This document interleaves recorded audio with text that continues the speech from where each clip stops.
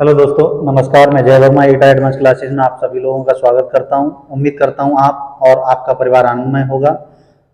हमारी एटा advance team की ओर से जो वीडियो प्रोवाइड कराए जा रहे हैं, आप उनको कंटिन्यू देख रहे होंगे। आज हम आपके सामने जो उपस्थित हुए हैं वो पॉलिटी का जो धुआं सीरीज चल रहा है किसी भी प्रतियोगी परीक्षा के लिए, वनडे एग्जाम के लिए, उसी में आज हम अपना अगला लेक्चर लेके आए। लास्ट हमने जो पढ़ा था मौलिक अधिकारों के बारे में पढ़ा था। आज जो हम पढ़ने जाएंगे वो डीपीएसपी मतलब डायरेक्टिव डीपीएसपी राज्य के नीति निर्देशक तत्व। ठीक है, इनको हम देखते हैं। देखो ये क्या है, राज्य के नीति निर्देशक तत्व।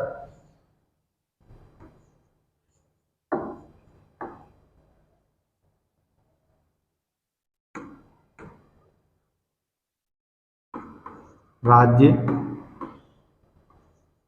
के नीति निर्देशक तत्व, डायरेक्टिव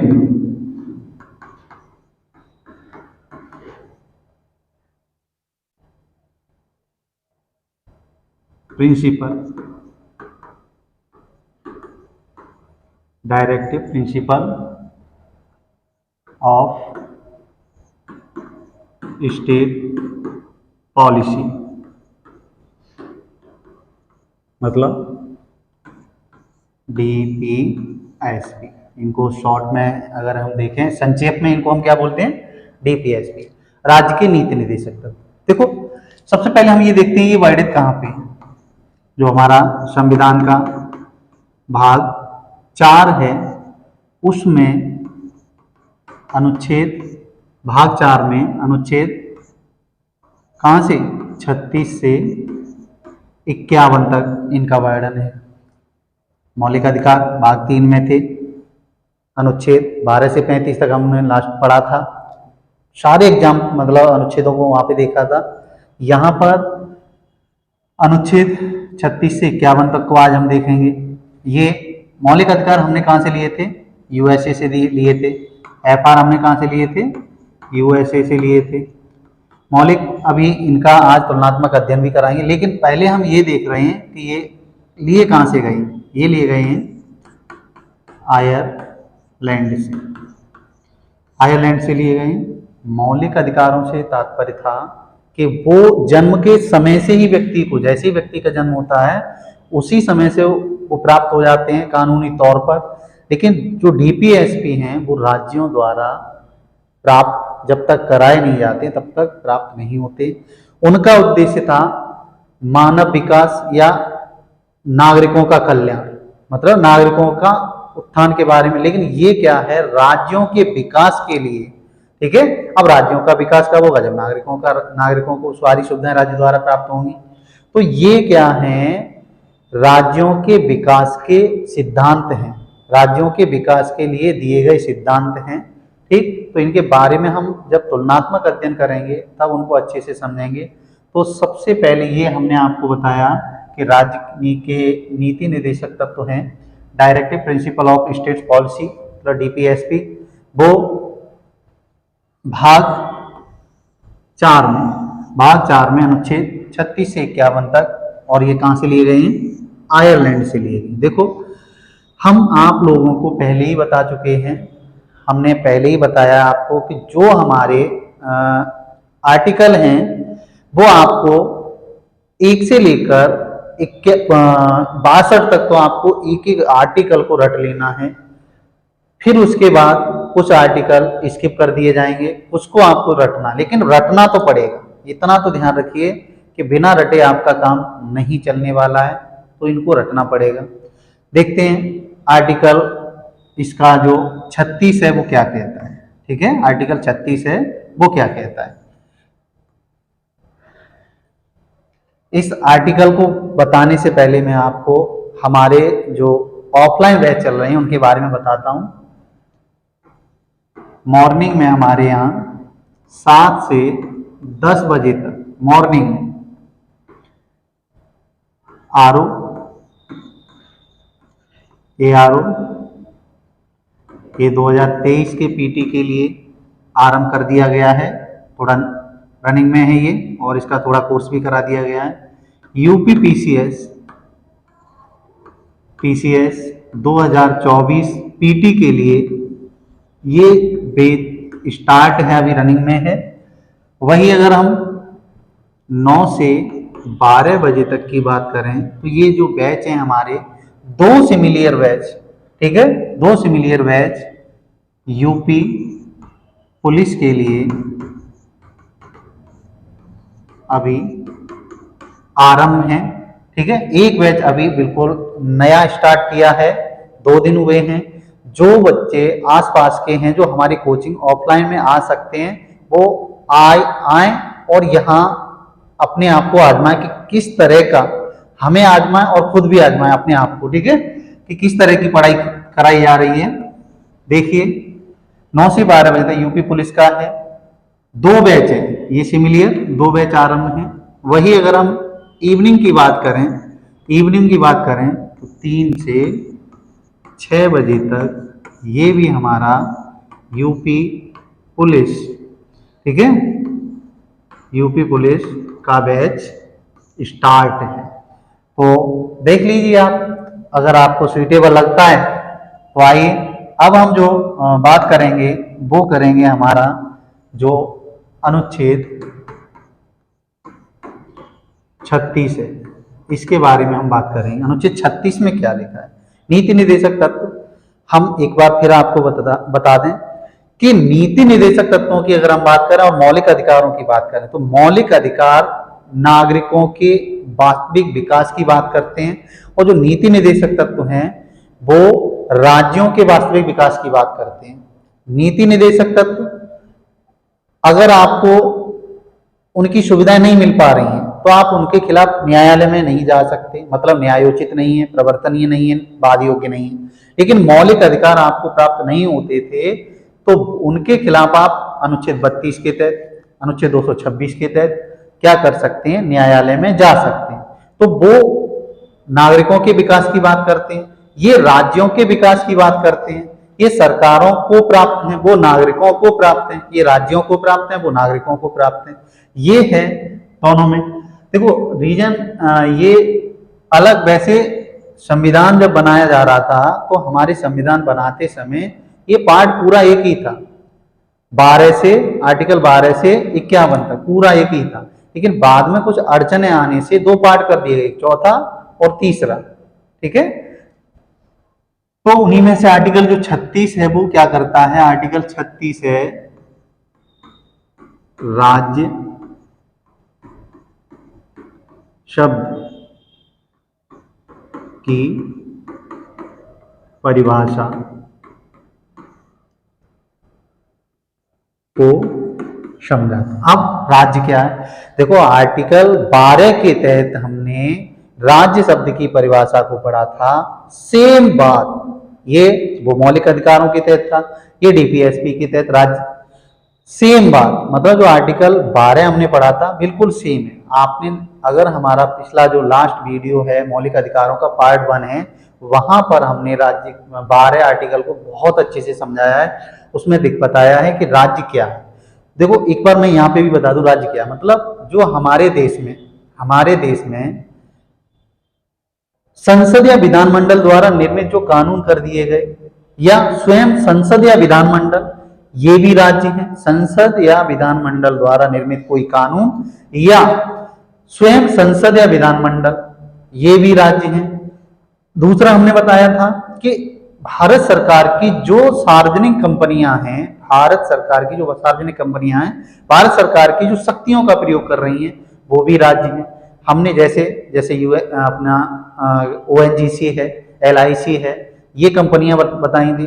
और हमारे जितने भी स्थानीय सुशासन बॉडी है, नगर पंचायत में और क्या नाम है हमारा जिला पंचायत है, ठीक है, ये सारी स्थानीय सुशासन की जो बॉडी है वो भी एक राज्य है। तो अगर हम देखें, हम आर्टिकल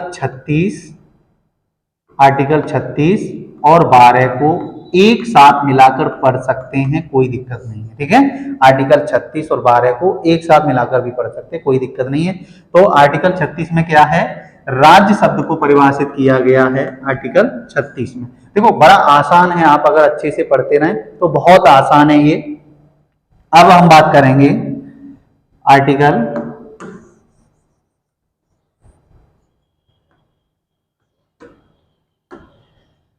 37 की। अनुच्छेद 37 की अगर हम बात करें तो इसमें देखो क्या है, इसमें क्या है, अनुच्छेद 37 में नीति निर्देशक तत्वों की प्रकृति का वर्णन किया गया, प्रवृत्ति का वर्णन किया गया। डीपी एसपी, ठीक है, DPSP directive principle of state policy. ठीक है, डीपीएसपी की प्रकृति की बात की गई। अब प्रकृति इसकी कैसी है, प्रकृति है बाद योग्य न होना, ये बाद योग नहीं है, बाद योग न होना, बाद योग होना न होना, या प्रवर्तनीय न होना, या न्यायोचित न होना। मतलब इनके खिलाफ आप सुप्रीम कोर्ट या हाई कोर्ट न्याय मांगने नहीं जा सकते। क्यों नहीं जा सकते, मान के चलिए किसी राज्य में नौकरी निकली है, कम निकाली है सरकार ने, तो अब आप ये नहीं कहने जा सकते कि भाई हमारे लिए राज्य सरकार ने नौकरियां बहुत कम निकाली हैं, नौकरी ज्यादा निकालनी चाहिए। इसीलिए ये हैं, आप इनके विरुद्ध न्यायालय में नहीं जा सकते। इसीलिए इनकी प्रवृत्ति कैसी है, बाद योग्य नहीं है। ठीक है, बाद योग्य नहीं है, न्यायोचित नहीं है। अगला हम अनुच्छेद 38 की बात करें। अनुच्छेद 38 में क्या है, अनुच्छेद 38 में बताया गया है कि जो राज्य के नीति निर्देशक तत्व उनका उद्देश्य क्या है।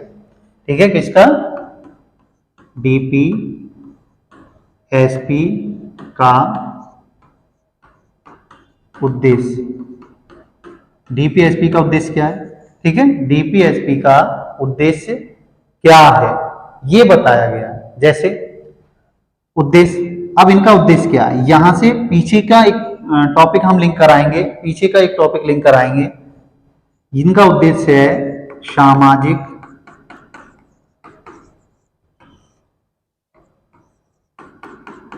आर्थिक और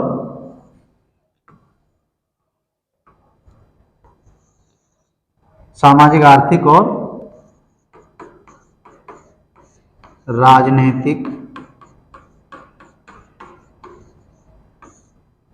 न्याय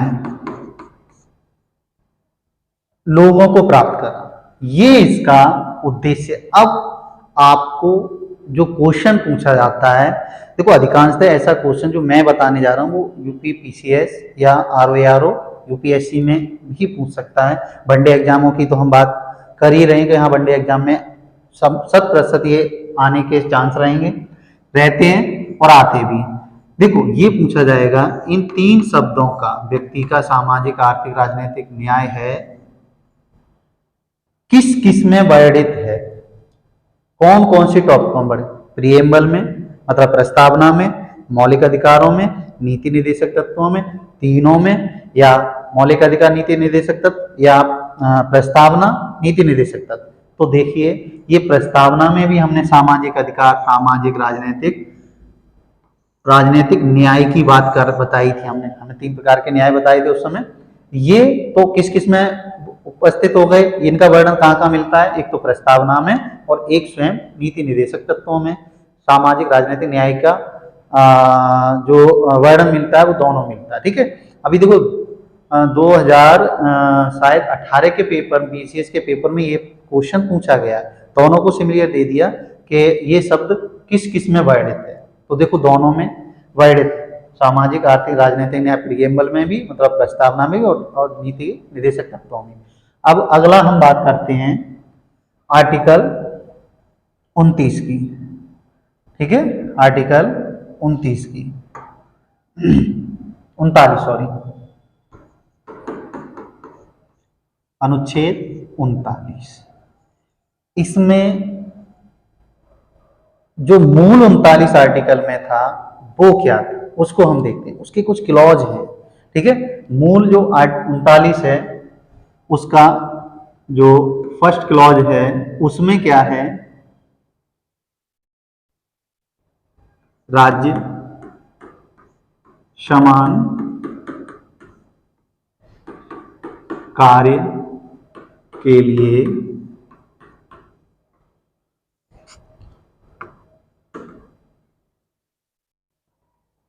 समान कार्य के लिए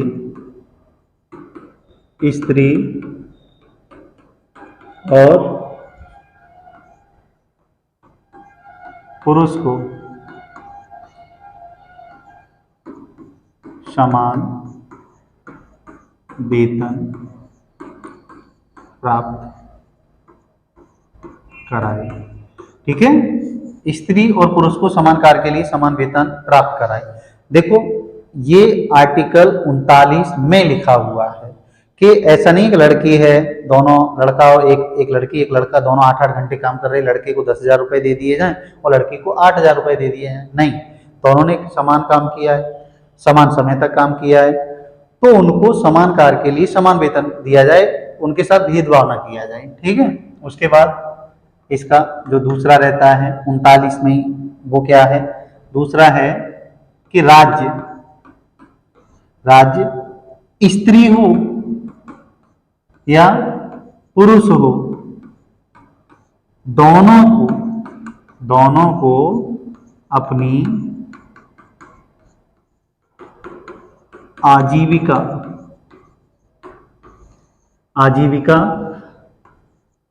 चलाने के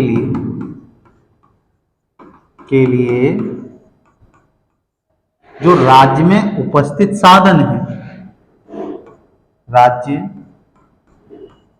के साधनों का वितरण करे, ठीक है। ये राज्यों का अधिकार है। तीसरे की अगर हम बात करें भाई, तो इसमें क्या है, इसमें क्या है, जो राज्य के भौतिक संसाधन है, भौतिक संसाधन हैं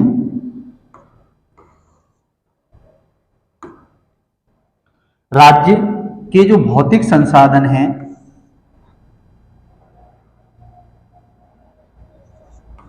उनका न्यायोचित वितरण एवं स्वामित्व, इसकी बात करता है। ये क्या है, देखो ये शब्द हमने अंडरलाइन क्यों किया पता है, इसलिए किया हमने आपको, जब हम यूपीपीसीएस और आरओ के लिए जो कॉन्टिनेंट सीरीज चला रहे हैं, महाद्वीपीय अध्ययन सीरीज चला रहे हैं, उसमें हमने आपको ये बताया है कि भौतिक शब्द किसके लिए प्रयोग किया जाता है, जो प्रकृति ने हमको दिया है। अब प्रकृति ने हमको क्या दिया है, पेट्रोल दिया है, कोयला दिया है, डीजल दिया है, ठीक। तो ये जो प्रकृति ने हमको चीजें दी हैं वही हैं भौतिक संसाधन, ठीक है। भौतिक का मतलब होता है प्रकृति द्वारा जो प्राप्त कराए गए हैं, नदी, वहां पे हमने बताया था कॉन्टिनेंट के संदर्भ में प्रकृति भौतिक संसाधन मतलब भौतिक विभाजन में क्या है, नदी, नाले, तालाब, झील, ठीक है, पठार, ये सारी चीजों को बताया। अब यहाँ भौतिक संसाधन का मतलब जो प्रकृति द्वारा हमको प्राप्त कराए जाते हैं, जैसे पेट्रोल है, डीजल है, गैस है, ये सब प्रकृति द्वारा प्राप्त कराई जाती हैं, तो उनका न्यायोचित वितरण हो सके और उनका स्वामित्व भी न्याय रूप में हो सके। अब ऐसा नहीं है कि पेट्रोल का पूरा एक स्वामित्व का मतलब स्वामी बनना, उसका अधिकार प्राप्त कर लेना, किसी एक निजी व्यक्ति को दे दिया, अंबानी जी को दे दिया। मानो अंबानी जी अब अपने हाथों में पेट्रोल डीजल अपने हिसाब से वो क्या करेंगे, पेट्रोल डीजल के दाम घटाएंगे बढ़ाएंगे, ठीक है। तो किसी एक ही व्यक्ति को स्वामित्व ना दिया जाए, सब हिसाब से दिया जाए। अब आर्टिकल जो 4 है वो क्या कहता है, वो क्या कहता है, जो राज्य के, ये 39 में ही चल रहे हैं, ये आर्टिकल 39 में ही चला बता रहे हैं हम आपको। 3 को बता चुके हैं, चौथा हम बताने जा रहे हैं। जो राज्य है वो जो संसाधन है, संसाधन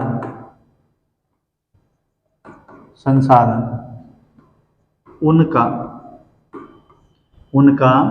राज्य जो संसाधन है जो राज्य में विद्यमान है, जो संसाधन ही साधन,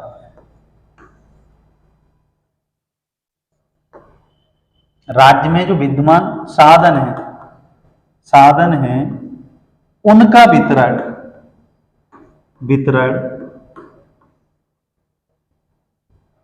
सही ढंग से करें। ठीक है। अब मान के चलिए कुछ ड्रिलिंग मशीनें हैं, मतलब पेट्रोल डीजल खोदने की मशीनें हैं या उनको ड्रिल करने की मशीनें हैं, और कोयला खनन की कुछ मशीनें हैं। मतलब साधन का मतलब कोई मशीन ही तो है, तो उनका वितरण भी सही ढंग से किया जाए। ऐसा ना कर दिया जाए कि जो अधिक पैसे वाला है या जो अधिक ताकतवर है उसको सौंप दिया जाए, नहीं तो राज्य का कल्याण होगा ही नहीं। राज्य का कल्याण कैसे हो सकता है?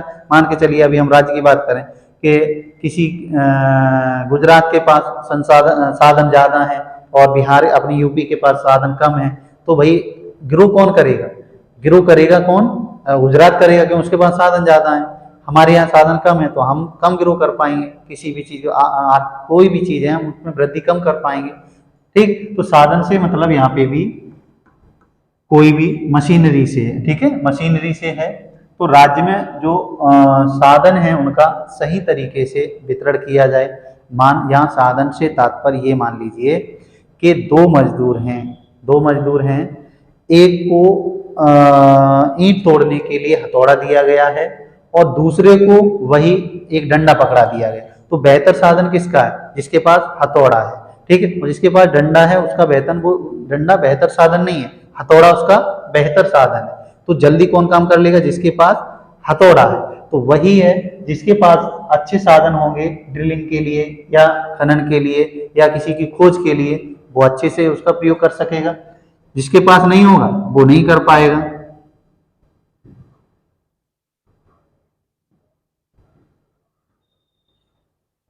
ठीक है, ये है। उसके बाद इसी में एक 5वां रहता है,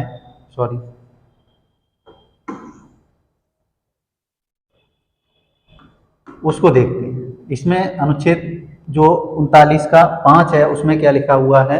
उसमें लिखा है चाहे बच्चे हों,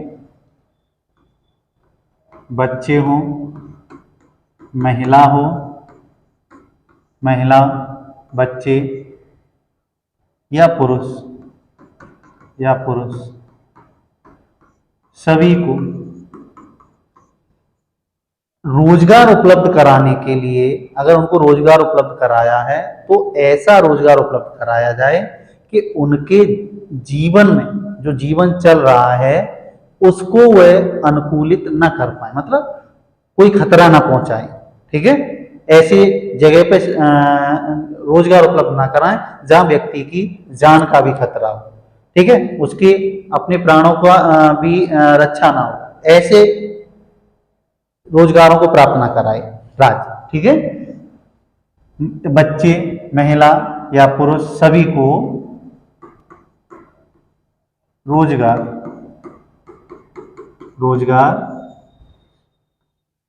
उनके कार्य के अनुकूल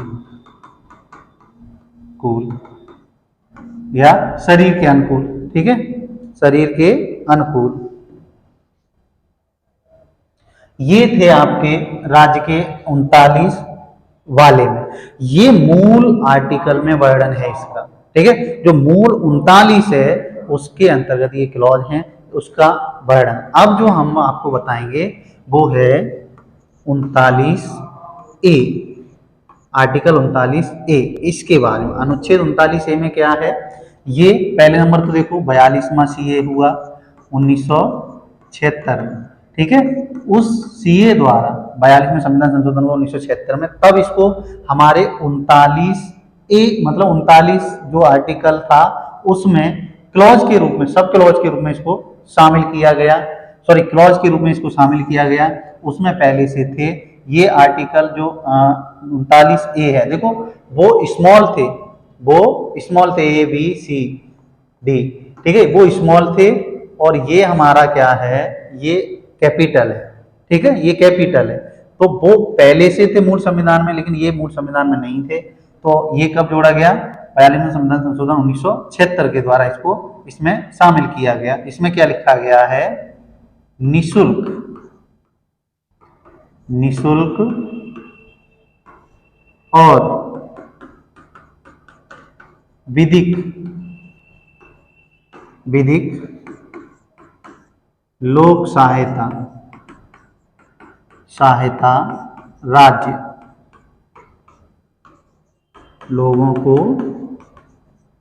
प्रदान करेगा, प्रदान करेगा, ये लिखा गया। अब निशुल्क सहायता और विधिक लोक सहायता, निशुल्क का मतलब जैसे मान के चलिए एम्बुलेंस की व्यवस्था है, सरकारी हॉस्पिटल्स हैं, ठीक है, तो आप मान के चलो आपका किसी से, आप कोई ऐसा व्यक्ति है जो बहुत पावरफुल है, वो आपकी जमीन छीन रहा है, और आप क्या गए, आप थाने गए, और थाने में आपने सिर्फ उसके खिलाफ नाम दर्ज रिपोर्ट कर दी, तो आपको देखो पुलिस सहायता देती है नहीं देती, देगी या नहीं देगी। मान के चलिए कोई आप कहीं जा रहे हैं किसी कारणवश, और आपको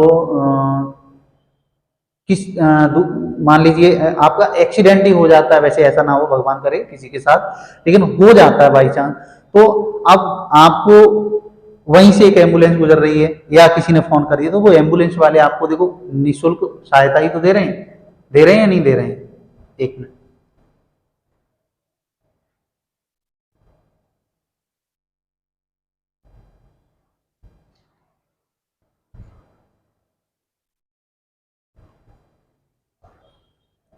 सॉरी, देखो तो मैं कहा था 42वां संविधान संशोधन 1976 में हुआ, इसमें निःशुल्क और विधिक सहायता लोक सहायता राज्य लोगों को प्रदान करेगा, इसके बारे में बात की गई है।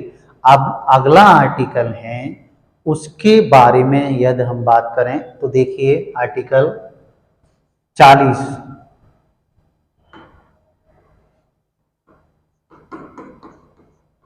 अनुच्छेद 40 में क्या लिखा है, अनुच्छेद 40 में क्या लिखा है उसको देखिए।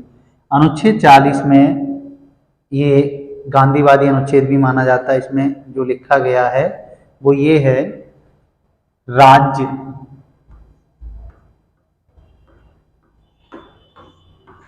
ग्राम पंचायतों का गठन कर उन्हें स्वायत्तता प्रदान करेगा, प्रदान करेगा।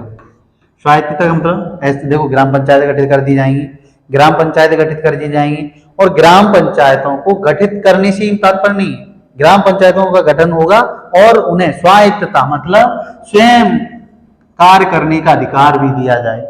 इस बात का प्रावधान आर्टिकल 40 करता है, ठीक है। इसे हम गांधीवादी भी कहते हैं, वैसे गांधीवादी और भी आर्टिकल हैं, उनको अभी आपके लिए बस इतना ही है, काफी है, कौन से में क्या कैसे क्या है, ठीक है। अब हम बात करते हैं अनुच्छेद 41 की, ठीक है। अनुच्छेद देखो एक एक आर्टिकल को आपको पढ़ना है, ठीक है, अच्छे से एक एक आर्टिकल हम बताते चल रहे हैं, आपको पढ़ते रहना है।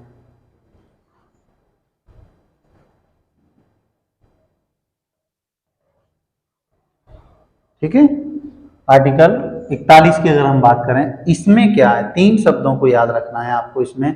वो कौन कौन से शब्द हैं, काम, शिक्षा और लोक सहायता,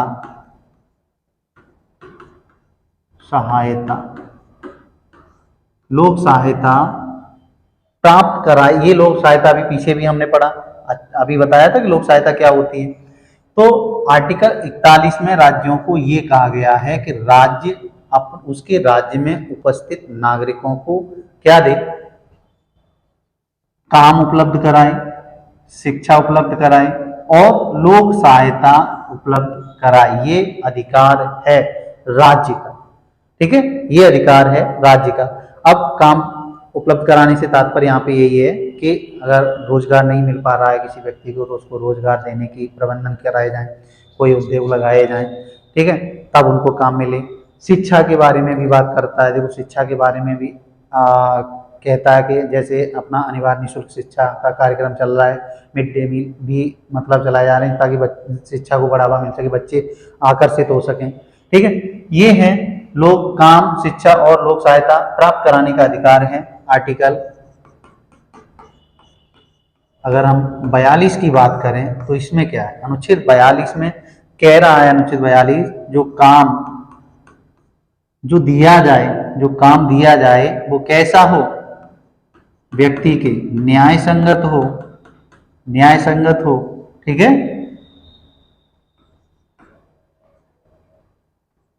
मानवोचित हो, ठीक है, मतलब न्याय संगत हो वो कार्य। ऐसा नहीं है कि कोई व्यक्ति है बुजुर्ग तो उस पे एक युवा के जैसे काम करवा जाए, या कोई बच्चा है उस पे भी एक युवा जैसे काम करवाए, या युवा है एक वास्तव में कार्य करने की अवधि है वो मानो 8 से 10 घंटे और युवा है उससे भी 13-13 घंटे काम करवाए, तो मतलब न्याय संगत होना चाहिए, या ठीक है, ऐसा नहीं होना चाहिए अन्यायपूर्वक हो, ठीक। मानवोचित दशाएं हों कार्य करने की, कैसी दिशाएं हों, मानवोचित दिशाएं होनी चाहिए, मतलब मानव के उचित होनी चाहिए। ऐसा नहीं है कि भयानक कड़ाके की ठंडी पड़ रही है, आप उस व्यक्ति को वहां पे काम करो, या भयानक बहुत विकराल रूप लेके गर्मी पड़ रही है उस समय व्यक्ति को काम करवाया जाए, नहीं, ठीक है, ये मानवोचित दिशा। और इसमें एक बात और बोलता है ये,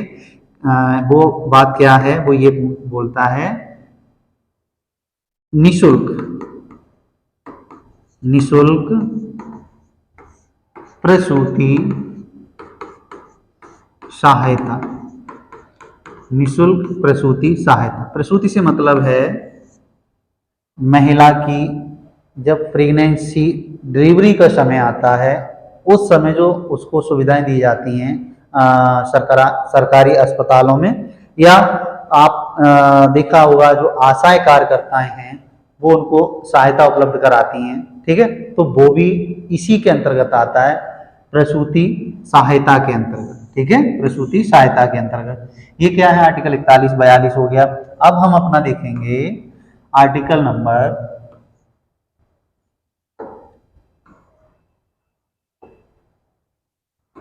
अनुच्छेद 43, अनुच्छेद 43, ठीक है।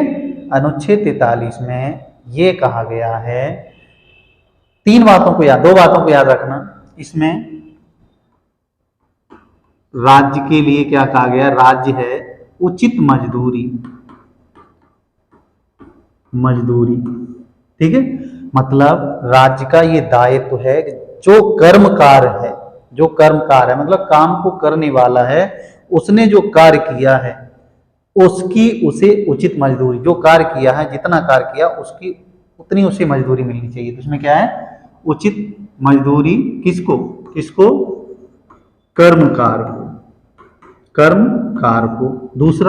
दूसरा इसी में क्या है, इसी में है कुटीर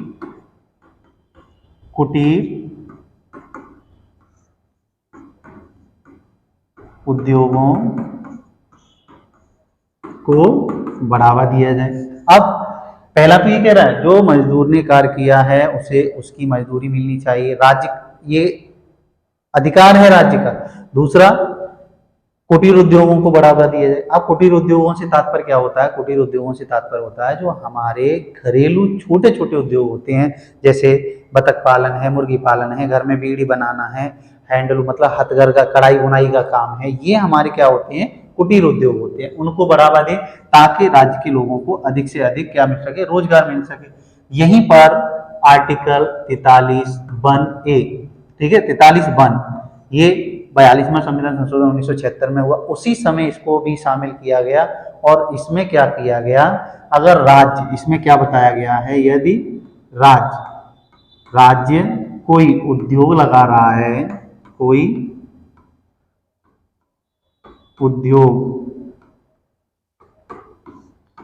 उद्योग लगा रहा है, तो उसमें कर्मकारों से मतलब कार्य करने वालों की संख्या को निर्धारित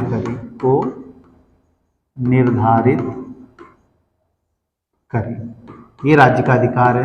मतलब कोई उद्योग लगाया है, उसमें कितने कर्मकार कार्य करेंगे, ये भी निर्धारित करे। ठीक है, ये भी निर्धारित करे। अब ये हमारा जो 42वां सीए है 1976 द्वारा इसको शामिल किया गया है। अगला जो हमारा आर्टिकल है अनुच्छेद 44, ये क्या कहता है? अनुच्छेद 44 है वो इस बात की पुष्टि करता है कि संपूर्ण राज्य में एक समान सिविल संहिता मतलब यूनिफॉर्म, या जो एक समान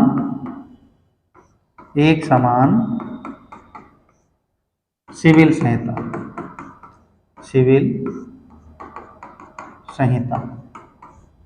ठीक है, एक समान सिविल संहिता, यूनिफॉर्म इसको इंग्लिश में कहते हैं, पता मैं थोड़ा भूल रहा हूं, सॉरी इसके लिए।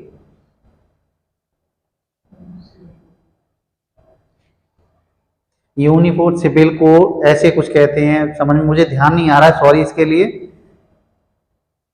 चलो यूनिफॉर्म सिविल कोड, ठीक है, सॉरी आ गया।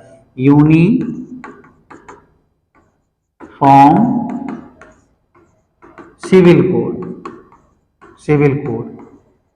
यूनिफॉर्म सिविल कोड, ठीक है, इसको इंग्लिश में कहते हैं एक समान सिविल संहिता लागू कर रहे हैं। एक समान सिविल संहिता से तात्पर्य है कि पूरे राज्य में, संपूर्ण राज्य में किसी भी व्यक्ति को, किसी भी धर्म, किसी भी जाति से सारे अपना कार्य करने का अधिकार, जैसे शादी करने का अधिकार, त्योहार मनाने का अधिकार, ये होता है आपका एक समान सिविल संहिता। ठीक है, किसी भी धर्म को अपनाइए, किसी भी जाति को अपनाइए, किसी भी जाति धर्म विशेष से शादी करिए, ठीक है, इसे कहते हैं यूनिफॉर्म सिविल कोड। तो आर्टिकल जो 44 है वो क्या कहता है? राज्य में एक समान सिविल संहिता लागू की जाए। ठीक है, जो अभी वर्तमान में हमारा गोवा इसमें, ठीक है, गोवा लिस्टेड है, ठीक है, और एक राज्यों में शायद किसी हिमाचल में भी इसकी, शायद मेरे हिसाब से हिमाचल में भी प्रस्ताव पारित कर लिया गया है यूनिफॉर्म सिविल कोड के लिए। तो अब हम अगला अपना बात करेंगे वो आर्टिकल 45 अनुच्छेद 45 की अगर हम बात करें, अनुच्छेद 45 की बात करें तो देखिए इसमें क्या है। पहले हम बता रहे हैं आपको, अनुच्छेद 45 में जो 6 वर्ष से कम आयु के बच्चे हैं उनके पोषण, शिक्षा और स्वास्थ्य की बात करता है। पोषण, शिक्षा और स्वास्थ्य की बात करता है, जो हमने आर्टिकल 21 का अनुच्छेद मौलिक अधिकारों में 86वें संविधान संशोधन 2002 के द्वारा उसको मौलिक अधिकार बनाया गया। वो पहले इसी में वर्णित था कि 6 से 14 वर्ष के बच्चों को निःशुल्क अनिवार्य शिक्षा दिलाई जाए। पहले वो नीति निर्देशक तत्व था, लेकिन बाद में इसको यहाँ से ही उठा कर ले गए और बोले 6 से 14 वर्ष के जो बच्चे हैं, 6 से 14 वर्ष के जो बच्चे हैं उनको निःशुल्क और अनिवार्य शिक्षा दी जाए, एक मौलिक अधिकार बनाया जाए। ठीक है, उसमें रीजन था कि बहुत से माता पिता ऐसे थे उनको यही नहीं पता था बच्चा जा रहा है पढ़ने, नहीं जा रहा है कोई पता नहीं। अब जब से मौलिक अधिकार बना तब से कुछ लोग ऐसे जागरूक हुए थे और बच्चों को पढ़ने के लिए जागरूक करने लगे थे। ठीक है, आर्टिकल 45 में क्या है, जो 6 से कम आयु के बच्चे हैं, 6 वर्ष से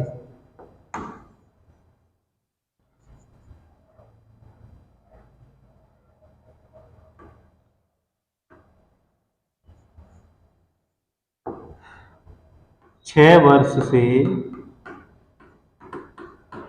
कम आयु के बच्चों, कम आयु के बच्चों की पोषण, स्वास्थ्य एवं शिक्षा का अधिकार मतलब राज्यों का अधिकार है, ये उनको दिलाए जो 6 वर्ष के। अब देखो इसी में जो हमारा आंगनबाड़ी है, तो बच्चों को गांव में लालायित करने के लिए ही तो आंगनबाड़ी सुविधाएं दी गई। अब आंगनबाड़ी के तहत बच्चों को देखो बिस्किट मिलता है, उनको दलिया मतलब बिस्किट है और एक पंजीरी है, ये चीजें उपलब्ध कराई जाती हैं बच्चों, ताकि बच्चा पढ़ने के लिए क्या हो सके, आकर्षित हो सके, उधर जाए। जब वो वहां बैठना सीखेगा तो आगे भी चीजें जानेगा, जब आगे जानेगा तो पढ़ने में रुचि आएगी उसको। ठीक है, ये है अनुच्छेद। अगर हम 46 की बात करें तो इसमें क्या है, इसमें क्या है, राज्य SC ST या अन्य दुर्लभ नहीं, दुर्बल नहीं,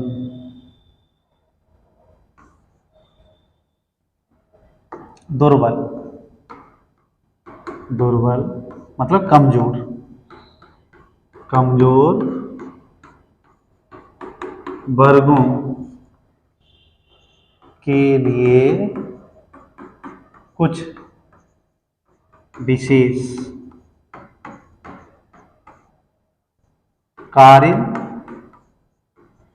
प्रबंधनों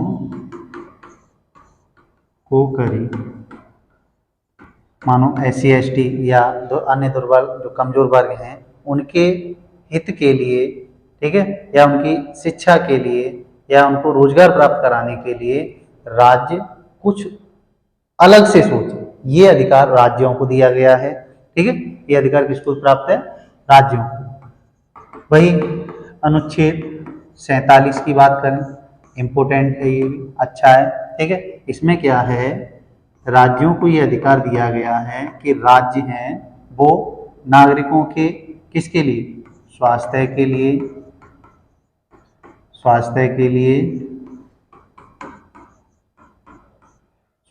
लिए पोषाहार मतलब पोषण के लिए, पोषाहार के लिए एवं उसके स्वयं के विकास के लिए अच्छे नियम नीतियों को बनाए। मतलब कोई व्यक्ति स्वस्थ रहे हमेशा, ठीक है, उसे पूर्ण रूप से पोषण प्राप्त हो सके। ठीक है, उसके स्वयं के विकास के लिए जैसे मादक पदार्थों पर रोक लगाए, मादक पदार्थों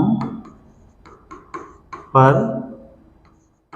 रोक लगाई जाएगी। किसके द्वारा, राज्य के द्वारा। मादक पदार्थों से मतलब है जो नशीले पदार्थ होते हैं, ठीक है, नशीले पदार्थ होते हैं, चरस, गांजा, अफीम, ठीक है, इन पर रोक लगाए ताकि उसका खुद का विकास हो सके, स्वास्थ्य उसका अच्छा रहे, प्रत्येक व्यक्ति का पोषाहार, उसे पूर्णतः पोषाहार प्राप्त हो।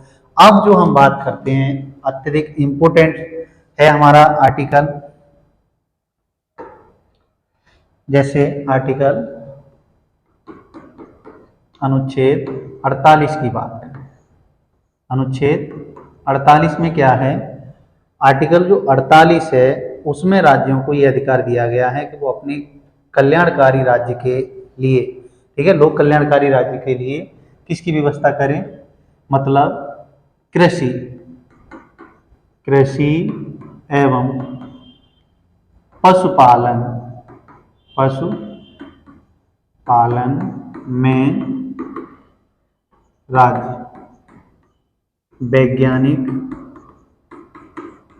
वैज्ञानिक और उच्च व नवीन तकनीकी का प्रयोग करें। ठीक है, इससे क्या होगा, मतलब कृषि है एवं पशुपालन है, उसमें राज्य वैज्ञानिक एवं नवीन उच्च तकनीकी का प्रयोग करे। देखो पहले हमारे यहाँ आप लोगों को आपके दादा बाबा नानी नाना कोई भी कहानी सुनाता होगा, यहाँ बैलों से जुताई हुआ करती थी। अब मशीनों द्वारा मतलब ट्रैक्टरों द्वारा होने लगी। तो ऐसे ही संपूर्ण विश्व में क्या होता है, इससे क्या होगा, पहले बैलों द्वारा 1 बीघा खेत अगर 1 घंटे में जोता जाता था, वही अब 1 बीघा खेत 15 मिनट में मशीन द्वारा जोत दिया जाता है, ट्रैक्टर द्वारा जोत दिया जाता है। तो समय की बचत होगी, होगी या नहीं होगी। दूसरी तरफ उस व्यक्ति के जो शरीर है उसका स्वास्थ्य भी अच्छा रहेगा, नहीं तो पूरा दिन लगा रहता था। पहले रहेंटों के द्वारा पानी निकाला जाता था, रहेंट एक कुआं में लगाई गई बाल्टियों की श्रेणी होती थी, वो बैलों द्वारा चलाई जाती थी, तब पानी निकलता था। ठीक, अब ट्यूबवेलों द्वारा निकाले जाने लगा उस, ठीक है, नलकूपों द्वारा निकाले जाने लगा। तो ये बेहतर तकनीकी ही तो है, इसको राज्य अपने कृषकों को प्रोवाइड कराए।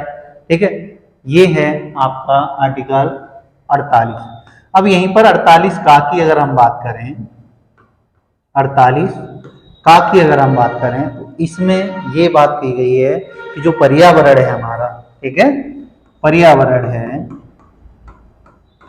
है और ये जो आर्टिकल है ना, इसमें ही इस वाले में ही ये भी कहा गया है कि जो दुधारू पशु हैं उनका वध ना किया जाए, उनकी स्लॉटिंग ना की जाए।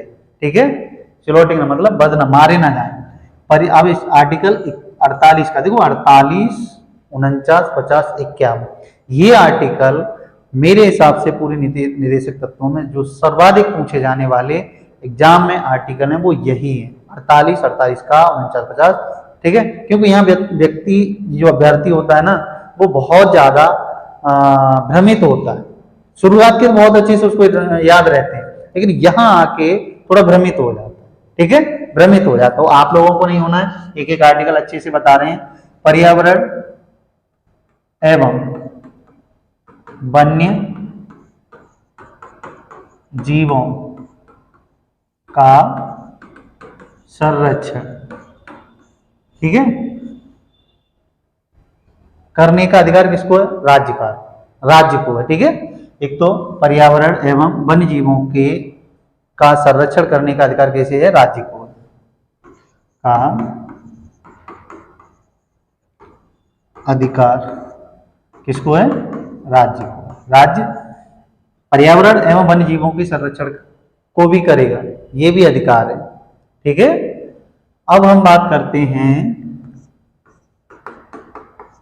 अनुच्छेद 49 की। इसमें क्या है, इसमें ये है जो हमारे देश में राष्ट्रीय स्तर के जो स्मारक हैं, बिल्डिंगें हैं या कोई स्थान है, उनको सुरक्षा दी जाए। ठीक है, उनकी सुरक्षा, संरक्षण किया जाए, उनका संरक्षण किया, मतलब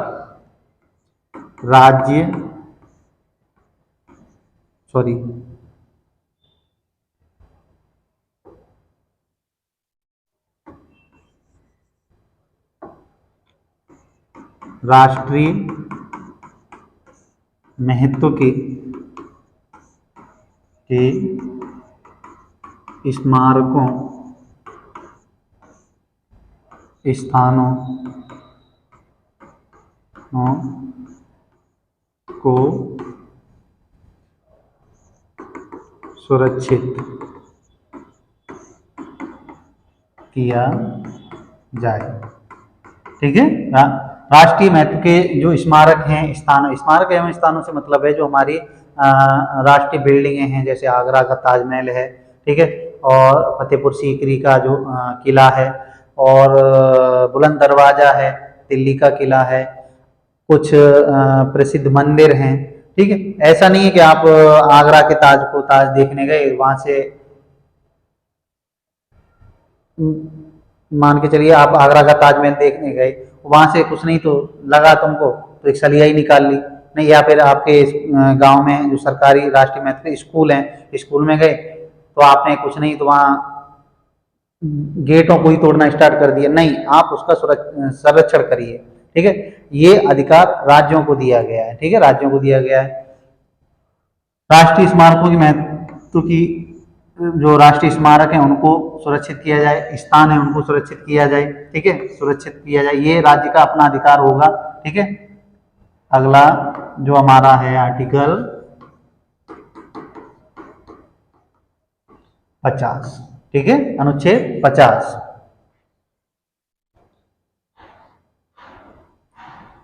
आर्टिकल 50 में क्या है, इसको बहुत अच्छे से याद करना।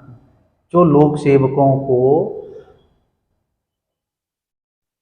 जो लोक सेवक हैं उनके लिए कार्यपालिका और न्यायपालिका, मतलब सीधा सीधा एक शब्द कह दें, ये आर्टिकल जो व्यवस्था करता है वो कहता है कार्यपालिका, कार्यपालिका व न्यायपालिका का पृथकी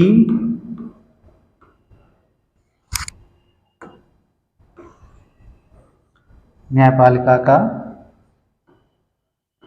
पृथकीकरण, मतलब कार्यपालिका और न्यायपालिका दोनों अलग अलग होनी चाहिए।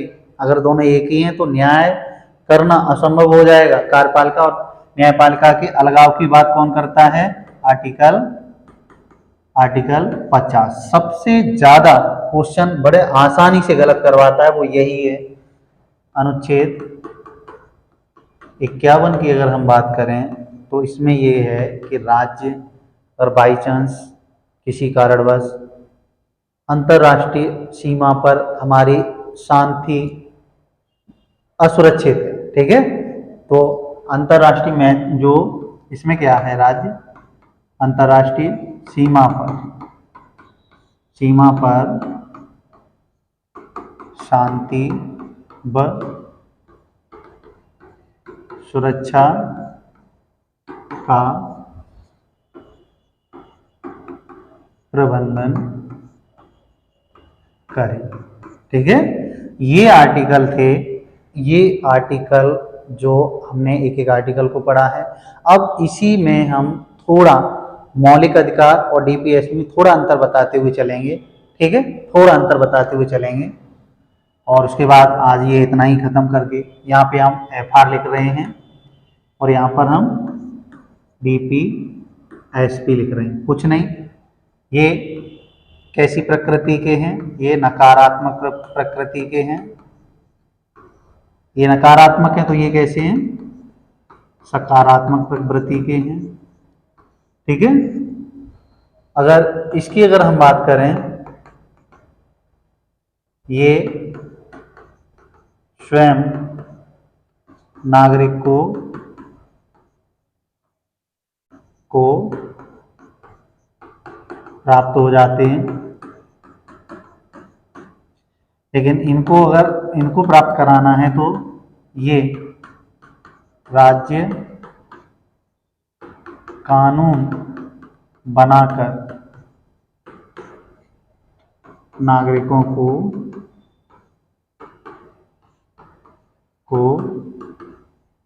प्रदान करता है। अगर इनकी अगर हम बात करें तो ये क्या है, न्यायालय में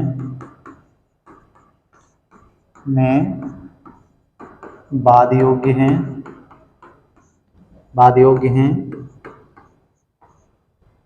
प्रवर्तनीय हैं और न्यायोचित हैं। इनमें आप इनके खिलाफ, मैंने बताया शुरू में ही, न्यायालय में जा सकते हैं, लेकिन इसमें क्या है, इसकी अगर हम बात करें, ये वाद योग्य नहीं है,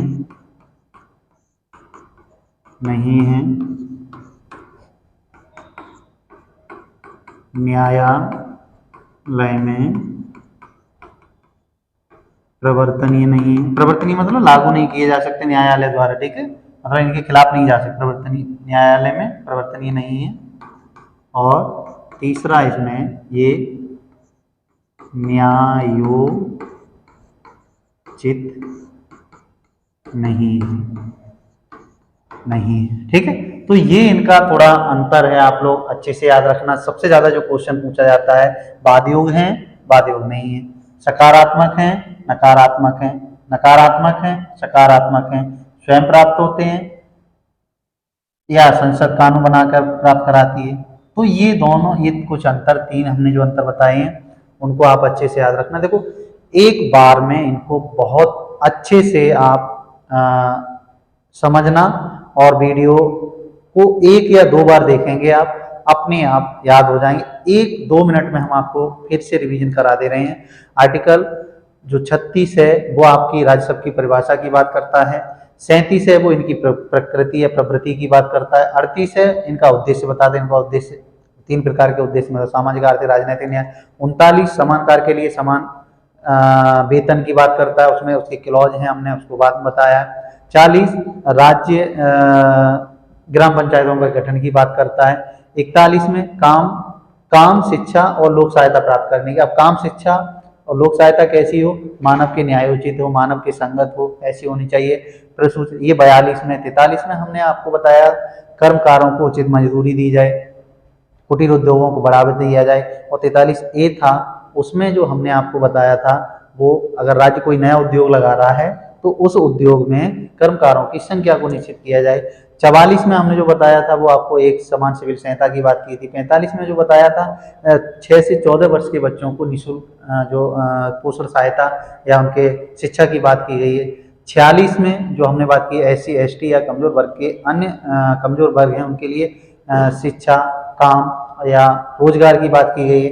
47 में व्यक्ति के स्वास्थ्य की बात की गई है, उसके मादक पदार्थों की रोक की बात की गई है, पोषाहार की बात की गई है। 48 में नवीन एवं वैज्ञानिक तकनीकी की बात की गई है।